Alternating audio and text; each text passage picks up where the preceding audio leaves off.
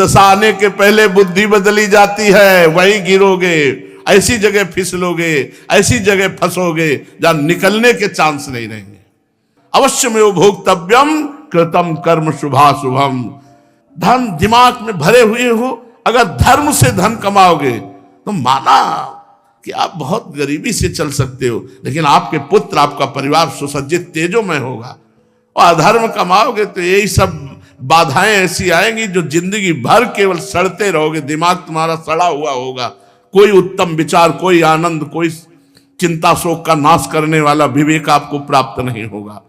इसलिए अधर्म का धन, निर्दोष को दंड, दोषी को छोड़ देना, इसीलिए बहुत बच के अपने जीवन को चलाओ। केवल धनई और जीना ही काफी नहीं है, मरना भी है आगे, और मर के फिर जाना है दरबार में सरकार की, और उसका हिसाब होना है। यही केवल हिसाब नहीं होता है, यहां तो नॉर्मल हिसाब है, एक एक सेकंड का हिसाब सेकंड के कम हिस्से में हो जाएगा। चित्रगुप्त तुम्हारे मन में बैठे हैं, ये चित्रगुप्त वो है जो तुम्हारे मन रूपी सीसी कैमरे में पूरे अनेक जन्मों की सीन सहित सब बातें भरी है।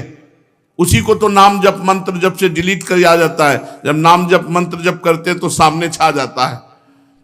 इसलिए भाई अधर्म के धन से बचो, क्योंकि ये बुद्धि भ्रष्ट कर देता, परिवार को नष्ट कर देता है। ये बात अपने दिमाग में बैठा लो। अधर्म से दूसरों का धन लेने वालों, छल कपट करने वालों, ये बात को समझ लो। चाहे जिस पद प्रतिष्ठा पे हो, वो धन तुम्हारे लिए नाश का कारण बनेगा। मान लो, ये बात मान लो, प्रार्थना मान लो, नहीं आगे परिणाम देख लेना। कोई नहीं देख रहा, लेकिन तुम तो देख रहे हो, तुम देख रहे हो। कोई गवाही नहीं, लेकिन तुम गवाही हो। यहां जैसे वो जो जिससे गुप्त बात पूछनी होती, उसको वो दबावा दे करके वो मशीन में डाला जाता है कि वो वही बोलेगा जो सत्य है। नहीं, वो हमें ये नारकोटिक, हाँ जो भी ऐसे, वहां नारकोटिक की जरूरत नहीं, वहां बोलोगे ही सत्य, और तुम्हें बोलने का अवसर ही नहीं मिलेगा। केवल यस यस, एक सेकंड के हिसाब में अनंत जन्मों का हिसाब करने की सामर्थ्य रहती। तुम्हारे सामने सील चल रही, तुम स्वीकृति देते चले जा रहे हो, बस ये चल सुअर बन, गधा बन, अब गए सुअरी की कोख में, अब भोगो।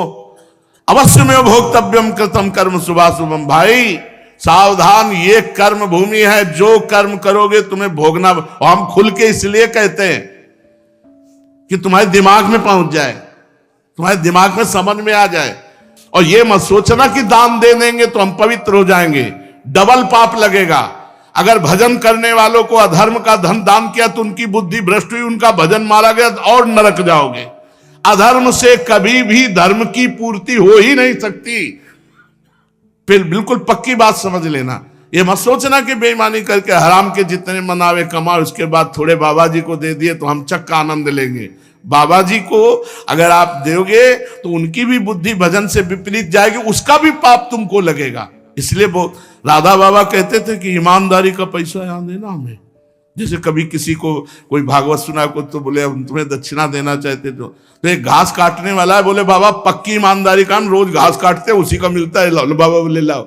एक संत को देखा जो पैर का रिक्शा जब चलते थे तो उसी ऐसे खड़े हो जाते, ला रे, बोले बाबा हम गरीब आदमी, बोले ला, तो 50 पैसा दे देता या 1 रुपया, वही बस ले, कि वो पसीना चुआ रहा है, मेहनत कर रहा है, वो 50 पैसा 1 रुपया दे।